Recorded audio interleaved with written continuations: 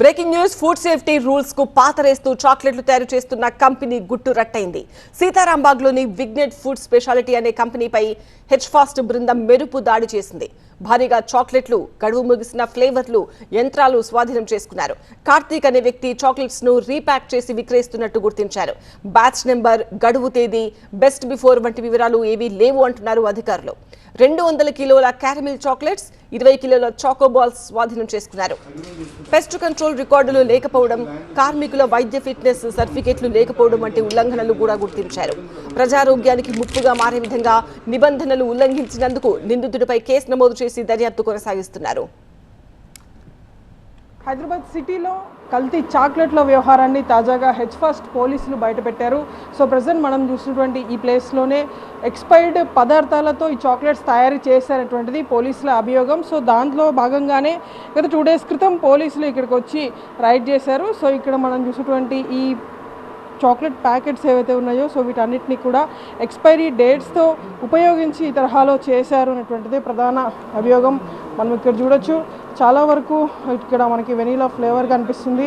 So ఈ తరహాలో మొత్తం ఇక్కడ సీతారాంబాగ్ నుండి ఈ తరహా కల్తీకి సంబంధించినటువంటి చాక్లెట్స్ని వీరు తయారీ చేస్తున్నారు. సో ప్రజెంట్ మనం ఇక్కడ చూడొచ్చు, ఇట్లా వైట్ కాంపౌండ్ 500 grams అని చెప్పేసి మొత్తం పూర్తిగా ఎక్స్పైరీ డేట్స్ అయిపోయినటువంటి పదార్థాలను ఇక్కడ ఉపయోగించి చేస్తున్నట్లు పోలీసులు ఐడెంటిఫై చేశారు. సో దీంట్లో భాగంగానే గత 2 days క్రితం పోలీసులు వచ్చి మొత్తం ఈ రైడ్ని అంతా కూడా ఇక్కడ చేశారు.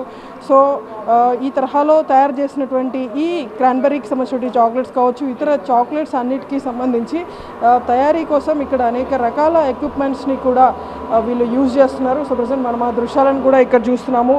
సో మెయిన్గా ఇవన్నీ కూడా తయారు చేసినటువంటి కార్తిక్ అనే వ్యక్తిని ఇప్పటికే పోలీసులు అతన్ని అదుపులోకి తీసుకున్నారు. సో ఇతడు సిటీలో ఎక్కడెక్కడ ఈ తరహా చాక్లెట్స్ని విక్రయిస్తున్నాడు అనేటువంటి దానికి సంబంధించి కూడా పోలీసులు అతని నుండి వివరాలు సేకరిస్తున్నారు. సో ప్రజెంట్ దాంతోపాటు ఇటు సైడ్ కూడా మనం చాలా ఎక్విప్మెంట్స్ని ఇక్కడ మనం చూస్తున్నాము.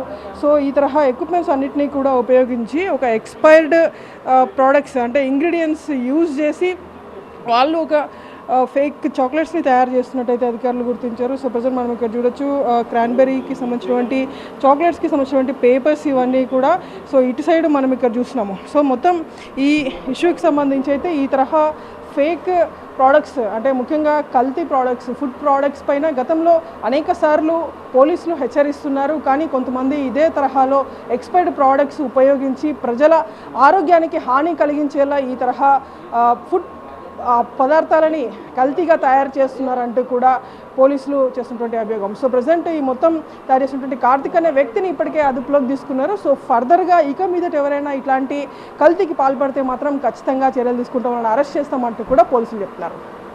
విడుదల శేషుతో సీతారాంబాగ్ నుండి ప్రణీత, TV9.